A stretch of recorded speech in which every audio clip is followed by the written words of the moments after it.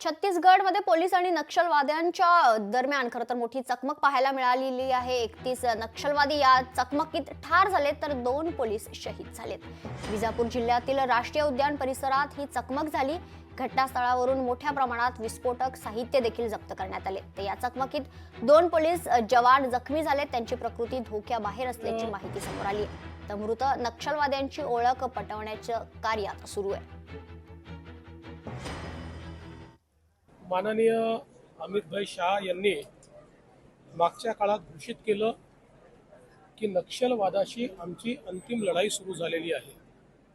आपल्याला कल्पना आहे की गडचिरोलीमध्ये आपण मोठ्या प्रमाणात नक्षलवादी न्यूट्रलाइज केले आणि त्याचा परिणाम असा आहे की जवळपास त्यांचं मेजर केडर हे सरेंडर झालेलं आहे। तसंच आता छत्तीसगडमध्ये सुरू आहे, तसंच आता झारखंड आणि ओरिसामध्ये देखील चालू आहे, खाली तेलंगणातही चालू आहे। माझं मत असं आहे की आजची ही जी कारवाई आहे, या कारवाईमुळे नक्षलवादाचं कंबरडं मोडलं जात आहे आणि निश्चितपणे नक्षलवाद पूर्णपणे समूळ नष्ट करण्याचं जे आपण ठरवलेलं आहे त्याच्याकडे एक महत्त्वाचं पाऊल यातनं आपण उचललेलं आहे। लोकशाही मराठी ऐका, पहा, जागरूक रहा।